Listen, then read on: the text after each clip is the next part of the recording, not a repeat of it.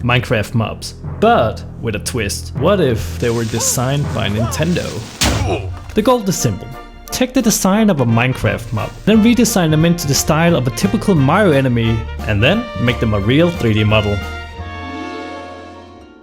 So it all started one evening when I was doodling on my iPad, and I ended up doodling this creeper that was way too round to Minecraft, but I realized it had this cute Mario-like vibe to it. So I figured, hey, I can do 3D and art stuff, why don't I actually try and make this a real thing? Kinda like a fan-made crossover in a way. And I mean, we see crossovers all the times in games, and they usually take the core design from one game and then reinterpret it in the other game's core style. Like how they recently added Aloy to Genshin Impact. I mean, look at her, they took a badass warrior and turned her into a waifu. Or how they added Kratos to a golf game, what the...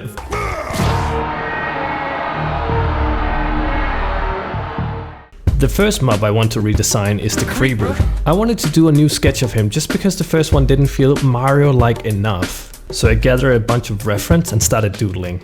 Now, this part is where the magic is happening. I started to block out some of the very basic shapes of the creeper to get that unique silhouette that the creeper now has. And already now it looks round and very Mario-like in my opinion. But it's time to add the juicy details. I start by sketching some of the details on his face, and then I follow the sketch to model some of those basic details in there. I think he's ready to be painted now.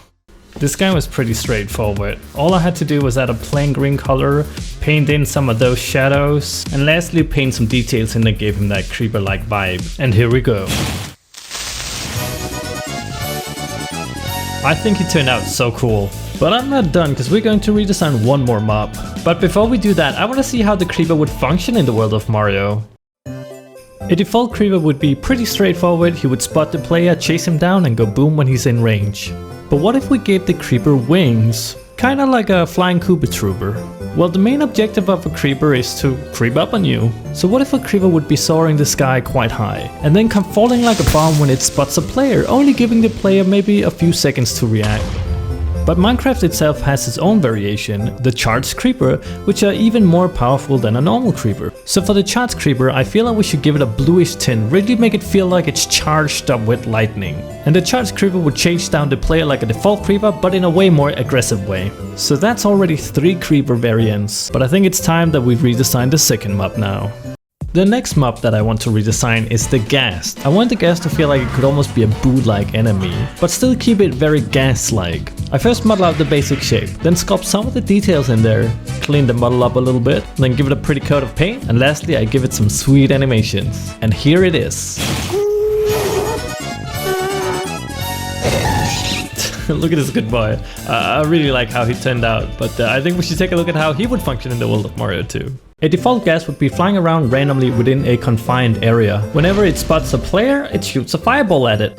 But you can shoot the fireball right back at the Ghast if you hit it perfectly with a spin attack. In the world of Mario, it's typical for an enemy who shoots a type of projectile to have a elemental variant. Like the Hammer Bros who throw a hammer, there's also a Fire Bro who shoots fireballs, or an Ice Bro who shoots ice balls. So what if there is an Ice Ghast? And whenever it sees a player, it would shoot an ice ball at it, and if the player doesn't time a spin attack correctly, it would freeze the player. But Minecraft also have its own variant, the Baby Ghast from the dungeon games. And I think it's way too cute to ignore in this case. So its body would of course be a bit smaller and slightly transparent. And of course, it would have a pacifier. Oh my god, this is so cute.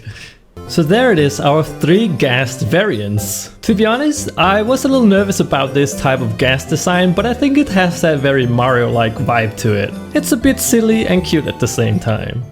But here we are at the end of the road. All good things must come to an end. And I had a blast making this video, so thank you so much for watching it. But please leave suggestions down below with what kind of crossover you would like to see in the future. And if you liked the video, don't forget to like it and subscribe. And with that said, thank you for watching.